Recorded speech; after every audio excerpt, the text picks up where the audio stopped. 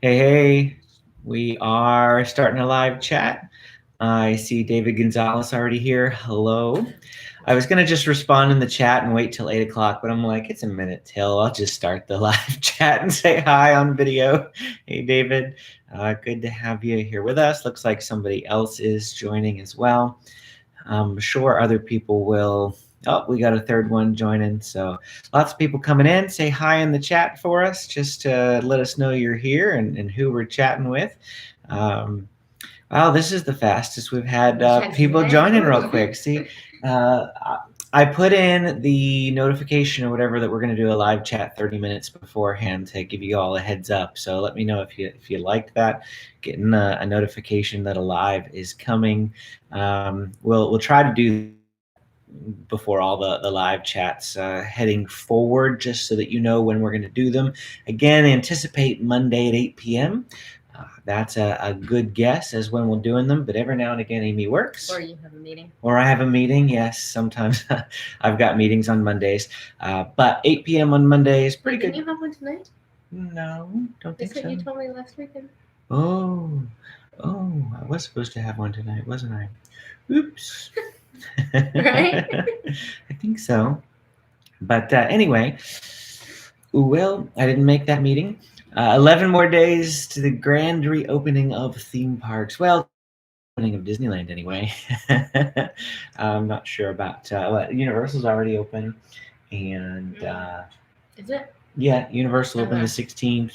Knott's Berry Farm was like the end of May, something like that. It's May 6th for pass holders, though. Oh, is it? No, it's But the thing that we want to chat about today is, of course, SeaWorld is mostly what we spend a lot of time chatting about, just because SeaWorld is constantly changing and in flux with things that are going on, especially since rides reopened. We have a ton of news as far as how SeaWorld's operating and things like that. From our visit on Saturday, of course, our visit on Monday as well. So we've been twice now. With the rides open, and our experiences were very, very different between those two visits. And so, of course, we want to share all of that with you so that you can know what to expect if you're heading into the parks. Both of those videos are live on our channel, of course. You might have already seen those. But Monday, we only went in after 4. Was it 4:30? I don't think we got there till 4:30. Yeah, 4:30. We were only there for. It closes at 6. We were there for less than an hour and a half because we left before 6 since Amy had to work that night. But in that hour and a half, we rode 2 rides, 35-minute waits, both of them. Didn't really get a chance to check out a whole lot of things, but from what we experienced the first day, they were running a lot of low capacity on rides, and yeah, don't worry, Amy's going to be attending the cat a couple of times, I'm sure. But they were also just not used to operating rides again. Of course, that's sort of a totally different experience on Saturday. Totally different experience. And of course, you saw the highlights of our Saturday experience with SeaWorld in the video that we posted yesterday, if you watched that video. And of course, we kept everything pretty positive. We like to keep things fairly positive in our videos, even though the title and the thumbnail of the video kind of had like a, I don't know, sort of feel to it. But the videos, we always, like I said, try to keep things positive. Of course, we're going to be honest. But these live chats is where we can really, hi, Goodman. I just saw your chat. Don't know when you posted that, but these live chats is really when we can just chat with you all and be a little bit more honest than no, we weren't honest in that video, but just tell you a little bit more of those details that we kind of left out from our actual video. So we started the day, I think I've mentioned this in the video, but Amy and James had... Yeah. Yes, yeah, oh yeah. Ryan was there on Saturday as well. So I don't know, we might have passed him and didn't even know, that sort of thing. But yeah, definitely. Pretty much we decided if you're going to go on a Saturday or a Sunday now, go at opening. Don't try to go any other Definitely. time of the day is the short answer. So I showed up at opening. Well, I showed up at 9:40 with my mother and with our youngest. And 9:40, we thought that the parking would open at 9:45 because on previous times that we've gone, it hadn't opened until then. We were just stuck sitting in a line until 9:45. So I showed up 5 minutes early for that, but they were already letting people through at 9:40, which is a good thing too. It only took us 10 minutes to get in. It really wasn't bad. We were at the where they were scanning our passes, or maybe we were going through. You may want to get the cat and kick her out of the room or something. But got through really quickly, and then Ryan tells me the other day that he showed up. What do you say, Ryan? At 10:25, something like that. You showed up at 10:25 and waited close to an hour. And yeah, that was not much after we were there. Once I got into the park, the first thing I did was I ran straight to Electric Eel because I knew that was going to get busy later on in the day, and I wanted to ride it.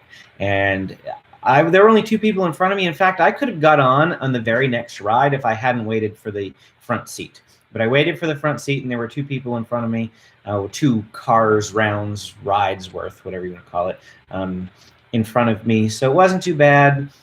And I could have immediately got back in line and rode it again. It was that dead. First thing at 10 a.m.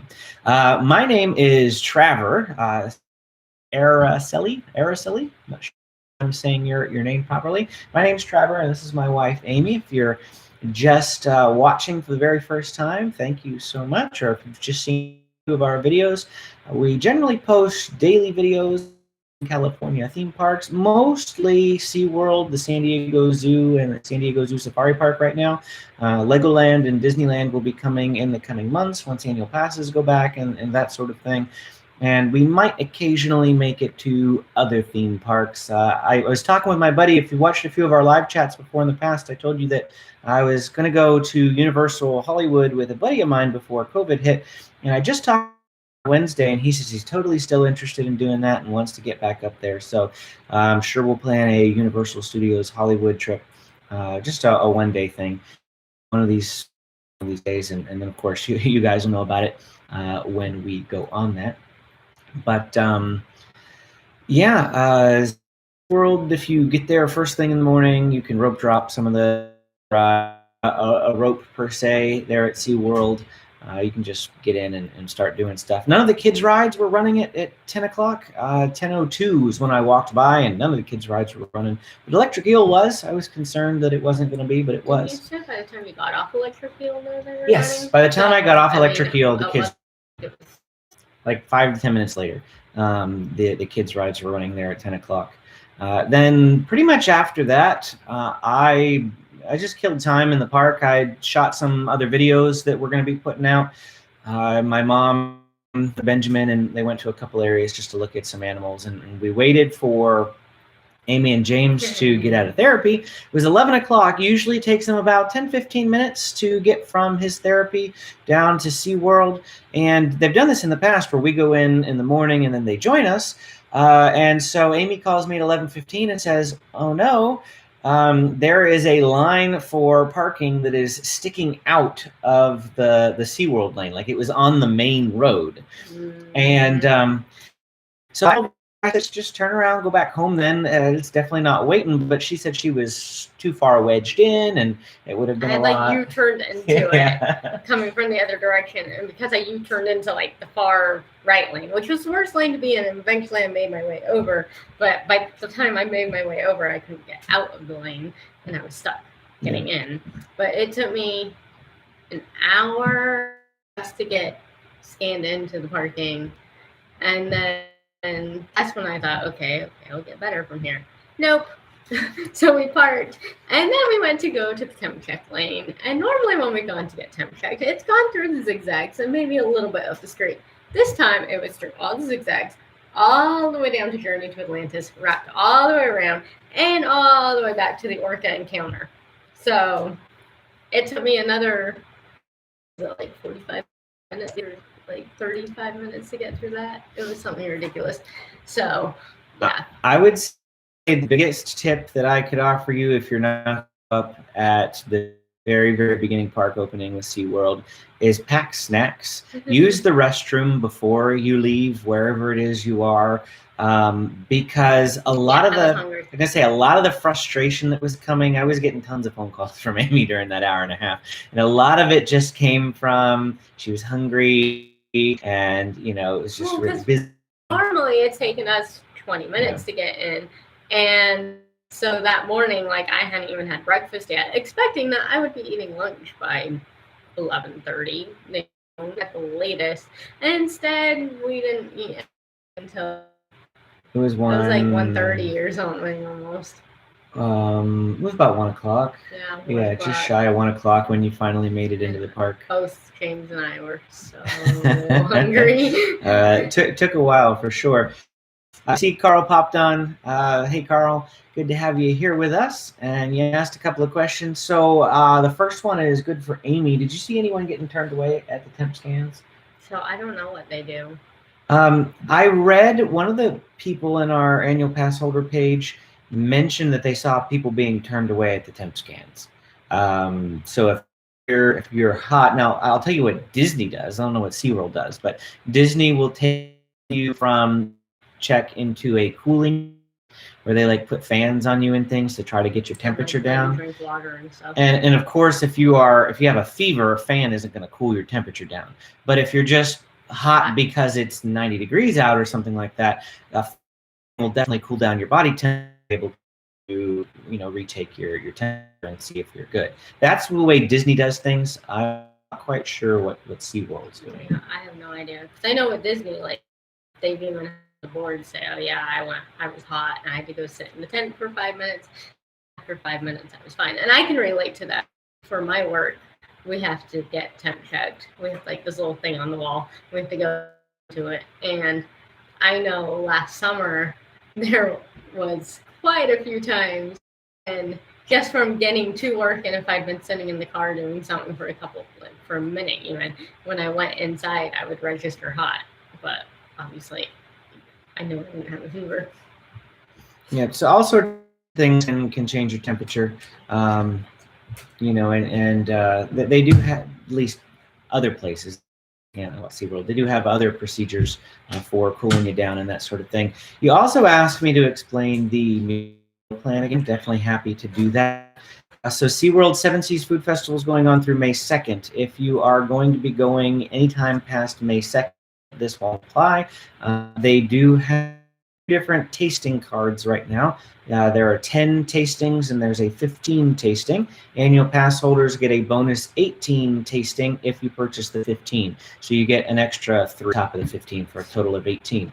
The 10 tasting one costs $60. The 15 tasting costs $75. And you can use them on multiple trips, but if you're only making one, which my guess is if you haven't been to SeaWorld yet during the 7 Seas Food Festival, probably only going one time. So just try to think of what you can use in that time. Now, what does Punch entitle? Everything at SeaWorld is broken apart into a la carte items. They don't have any meals like they used to. You could pay $13.99 and get a hamburger and fries. They don't have that anymore. Now it's $8.99 for the burger and $5.99 for the fries. A punch is for either one of those. So if you get both fries and a burger, you're going to use up 2 punches. If you get a drink, that's a third punch, a bottle of water, that sort of thing. I'd recommend saving your punches for food items rather than using them for, say, a bottle of water, because a bottle of water is like $3. And some food items at the 7 Seas Food Festival are $9.99. You can use them for the alcoholic drinks that are like $12.99. Yeah.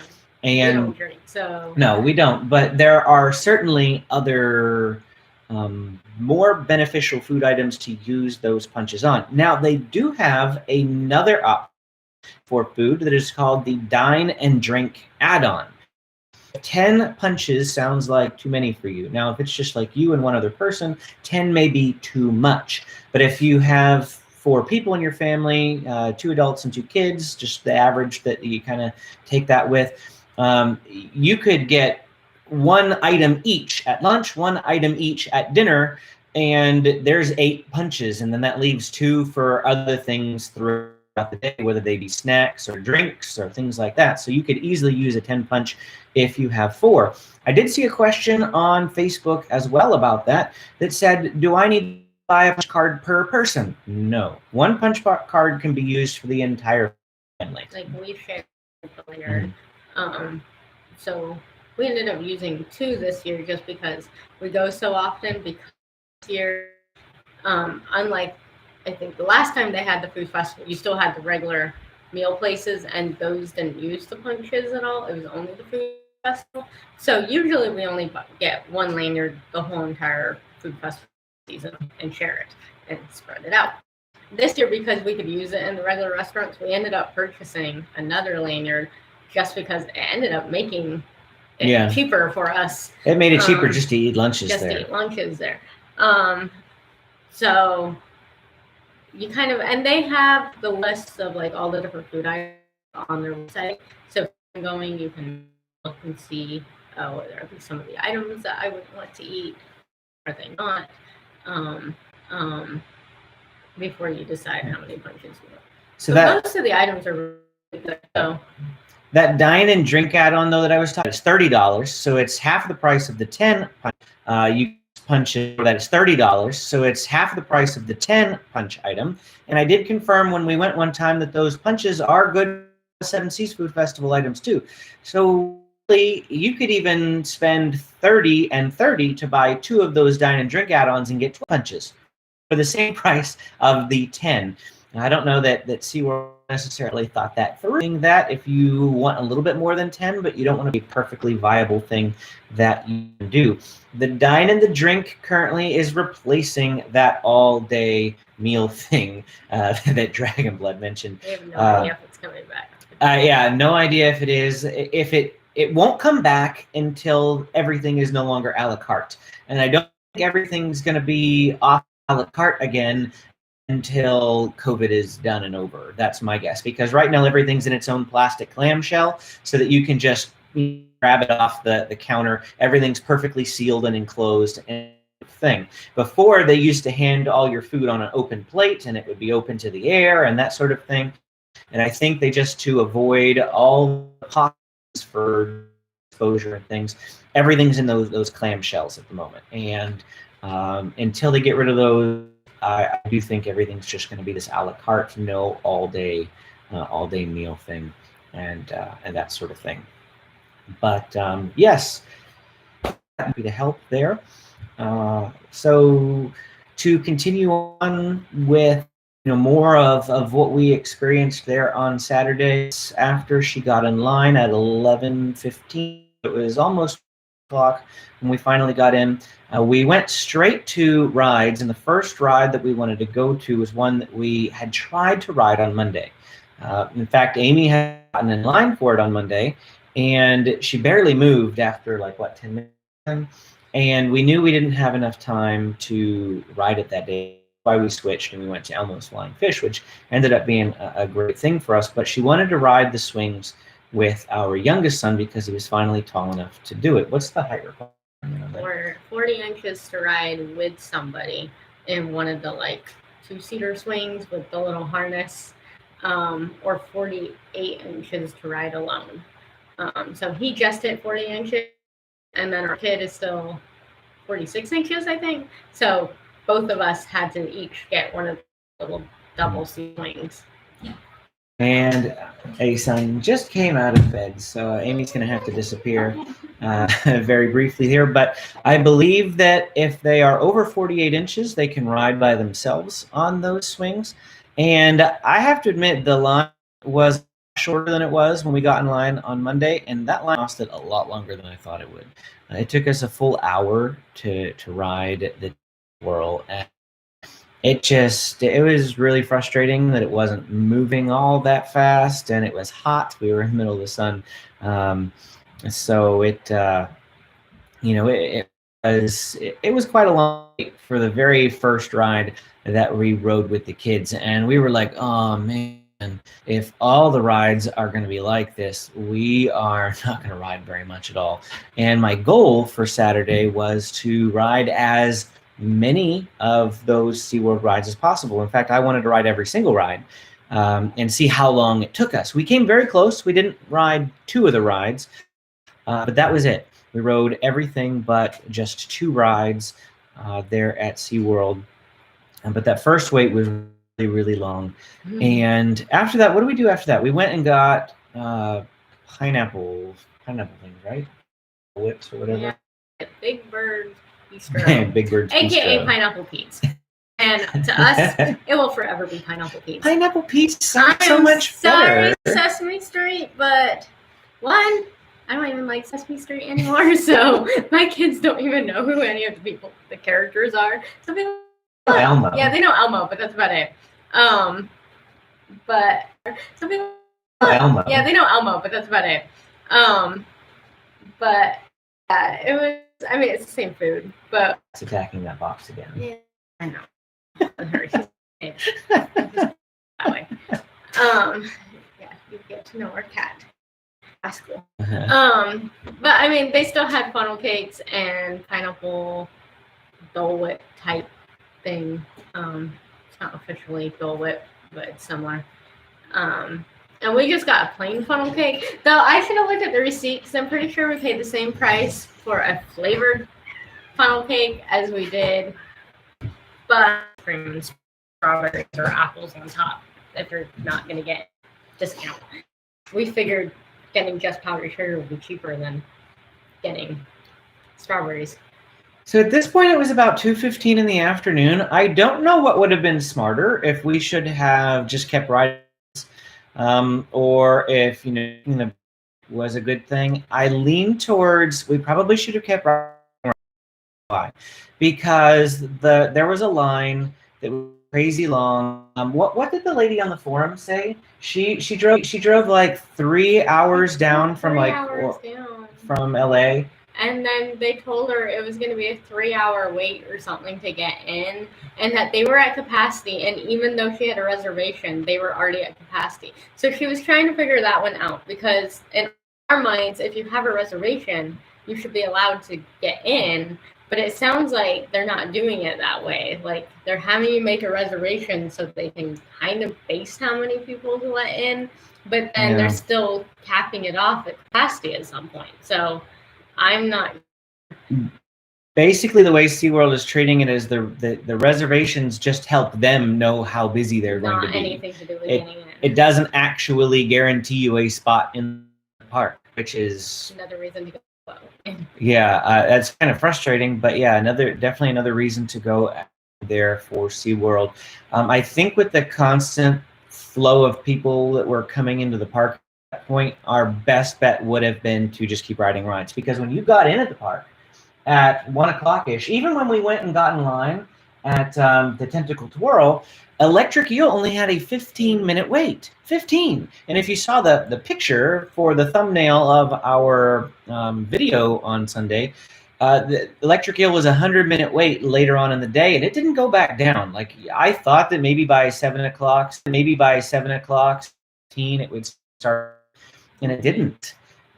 It just stayed at 100 minutes after that point. So I feel like the best strategy is going to be just getting all the rides early in the morning as quickly as possible, because the later you let it go, the busier it's going to get. Now, the busier the whole park gets, because I was actually surprised to see that the shark encounter line kept getting longer and longer and longer the more we went on as well. The only thing we can hope first week that rides were open was that it was just extra busy that weekend compared to what it will be from here on out. But there are a lot of people that I saw on World's official page that apparently went on Saturday and Sunday, and they were like, oh, I didn't know not all the rides would be open, like, type of thing. And so they were annoyed. It's like, apparently you can't read, because they said that they gave a list of so and yeah, it's the last 2 weekends of the food festival. So hopefully come especially in May, beginning of June. Yeah. It's not something I thought about, but that's one of the reasons why we were there. Yeah. Beginning of June. Yeah. It's not something I thought about, but that's one of the reasons why we were there. Yeah. 7 punches left. We had bought that pass earlier on in the month, and we knew that either this weekend or next weekend was going to be our opportunity to use that pass. So we had to go in and finish up our punch card. So I'm sure that contributed to it.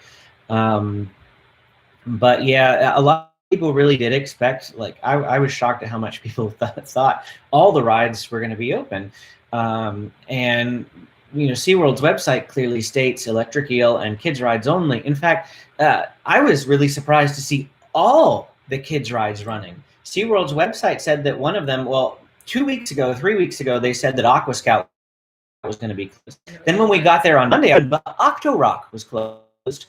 And when we got there today, Octo Rock was open. So all the kids rides were running, and I didn't expect that at all. I'm hoping as we get further along, they'll be able to not have, like, we'll notice more, like, less spacing apart. Because we even noticed that with Aqua Scout. The first day, it was only 3 vehicles, so it was taking forever. Whereas when we went on Saturday, they had every vehicle filled because they are 6 feet apart. Like, you are not close together on that thing. Yeah. And we even noticed, technically, with the swings, they could probably seat more people even on those, because once you get going, with the seat coming in and hitting me and things. I do know they're hiring a lot more people, because I have a friend who is, like, he's always worked as, I don't know him, I know his wife, but he's usually worked as a ride technician for when Boomers was in town, like the one in El Cajon, and he just posted on Facebook that he just got hired by SeaWorld as a ride technician. And so it sounds like some of the rides being open aren't due to COVID, it's more due to they're just understaffed. Well, that's exactly what I heard from someone on our annual pass holder page who has a relative that works at SeaWorld. She said the only reason why Manta isn't running is because they don't have any ride operators to run it. And so they're working at remedying that solution, or that problem, and then Manta will reopen. Manta was supposed to open, you know, as soon as possible. When the other rides open, you know, who knows. I'm down to only 2 people watching. I'm wondering if we're having issues again. Usually it doesn't dip down that low, but if you can still see us and hear us, drop a note there in the chat just so that we know everything is working properly. But Ryan says that COVID restrictions are easing, and that's a big part of what we want to talk about tonight, because again, on the video itself that we put on YouTube, I try to keep everything mostly upbeat and positive. I will book, if you will, on Facebook. If you want to get in touch with SeaWorld, calling their hotline is not the best way to go about doing it. They are much faster at responding on Facebook, and I sent them a book just letting them know my thoughts from this past weekend. Encouraged a bunch of other people who are on the annual pass holder page. We're like, if you had troubles on Saturday or Sunday, please Facebook message SeaWorld, because they will might not necessarily respond, but they do watch their Facebook page and monitor that pretty closely. All right, thanks, Goodman, for letting us know you can still see us. Not sure why it's laggy. We might relocate downstairs. It might be because you want to do that, relocate, because it might be if we get the computer closer to the Wi-Fi. Down to 1 person now. So let's see if we can relocate here. And try not to show the messy house. And if we get a little closer to the Wi-Fi router here, you will not be as laggy. Now the lighting is not as good down here, so we might be grainier. But but it's possible that, let me stick this under here and see if I can balance that a little better. So grainy. Yeah, it's a lot grainier down here, but maybe the Wi-Fi connection will be a little bit better for you. Let me know if that improves things now that we're downstairs and in the Wi-Fi range. a little bit better. But what were we in the middle of chatting about? Messaging. Just the COVID restrictions easing. Okay, COVID restrictions easing there at SeaWorld. Yes, I noticed that a lot of people were starting to get a lot more lax. And that for us is a big cause for concern. Now, just so you know where we are on stances with the COVID restrictions and things. Again, I'm not going to try to get political or anything like that. It's because I kicked the cat out of the room. She deserved it. We are the type of people that if the restrictions were announced by the CDC and the government and our state officials that we could get rid of masks, we'd toss them in a heartbeat, that sort of thing. But we also believe that whatever the authorities say we should do, we should abide by that. There's a reason why they've made those decisions, and some people have conspiracy theories about different things, but I really do believe they just want the best for their people and that sort of thing. And so if they say that we should wear them, I believe that we should wear them. I would much rather wear a mask and be able to go to SeaWorld than to not wear a mask, have everything closed, and be stuck at home, which is what I feel the alternative is. So when people shows that they have a complete lack of respect for the rules that are put in place, but it also makes it more likely that SeaWorld could get shut down again. And we don't want that to happen. So I think that was another area where they were understaffed, because I saw one instance where one family, like a team member, really did go up to them and said, like, I heard them talking, saying, "Oh, we know you hate them like we do too, but it's required." And they were telling this family because they were walking around with like no masks, like they didn't even have them on their chin. They literally didn't even have them on. I saw so many people doing that. But there were so many other, like, teenagers especially. Like, this was the first time I'd noticed that many, like, probably teenagers, even maybe like 12-year-olds, that type of thing, walking around completely with no mask. And the problem is that since they're so understaffed, all the workers are in like their little sections, but they're not out wandering the parks. And so when you're out wandering an area, walking from area to area, there's no one to like go up to these people and tell them. And I think that's just a staffing issue, because that's where, like, we've noticed with Disney, they are on top of that. Like, if you even forget to slightly put your mask up or have it down below your nose, like, they are on you in a couple seconds. But Disney almost takes it to the other extreme that I also think is a little too much. They've hired what are they called? Oh, there's a name for them, but they wear like yellow shirts or something, and they're specifically meant for COVID enforcement. We don't even see those people for the most part. I've seen them. It's just like hiring their own little local police to police comments. That's fine. And I think that the spacing thing, the social distancing thing, it's just part of the people. Not so much SeaWorld, because they can't have workers in lines, but they have markers on the ground and people months.